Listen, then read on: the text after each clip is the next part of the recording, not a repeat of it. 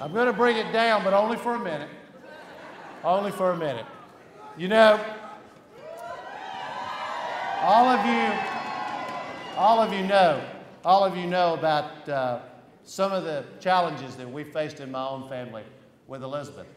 But there came a time a few months ago where I had to decide, and Elizabeth had to decide, in the quiet of a hospital room, after many hours of getting bad news about Elizabeth's health, what we were going to do with our lives.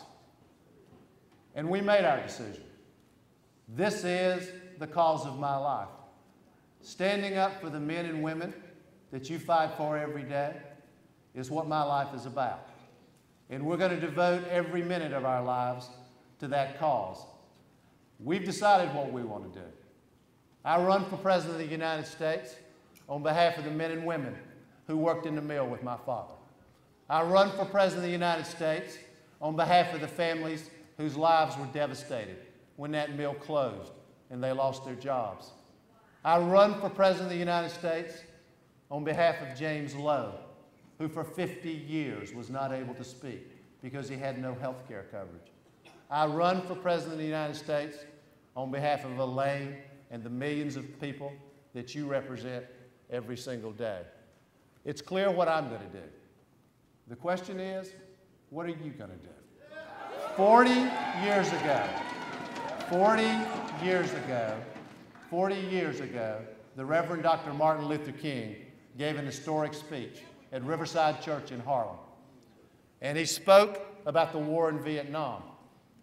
And he said at that time, the time had finally come when he could no longer stand silent and not speak out against the war in Vietnam.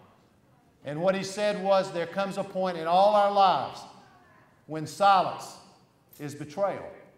Silence is a betrayal to ourselves, a betrayal to who we are, and a betrayal to what we believe in. The men and women in this room know what a movement is. You know what it takes to create a movement. The great movements in American history, they started in the streets. They didn't start in the Oval Office. I grew up with the Civil Rights Movement, brothers and sisters. I know where it started. It started in the streets. It started in communities. It started on college campuses where men and women of courage and backbone and passion went out, spoke up, marched, and they changed this country. They did the same thing in marching and speaking up to end the long and bloody war in Vietnam. The same thing happened in bringing down a brutal apartheid regime in South Africa. I can feel that movement today in bringing an end to this war in Iraq. But the truth is this, we need you. We need you every step of the way.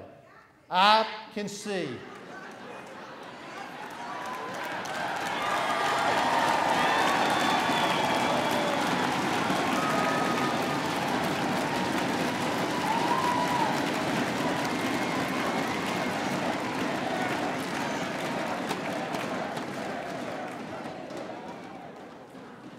I want you.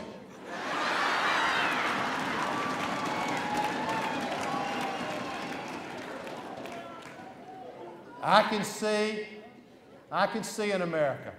I can see in America where every man, woman, and child has health care. I can see in America where we're no longer at war. I can see in America where no one lives in poverty. I can see in America where working people are organized into unions and they get decent health care, decent wages, pension protection, retirement security, and they're treated with the dignity and respect that they're entitled to. Brothers and sisters, like Dr. King, I can see the promised land. It's there. It's right in front of us. The question is, will we have the courage to go and step there? Will we lead? Will we lead? Will we? And the only thing I ask, and I'm almost done, the only thing that I ask all of you is to trust your heart. Trust your heart. You know what to do. We can see the promised land. We can get there together. I believe. Do you believe? Do you believe? Do you believe? Do you believe? Will you join me? Will you march with me? Will you fight with me for that promised land, for that America that all of us believe in? Brothers and sisters, we can do this together. We can do it together, but I need you, every single one of you. God bless you all. It's my privilege to be with you today. Thank you.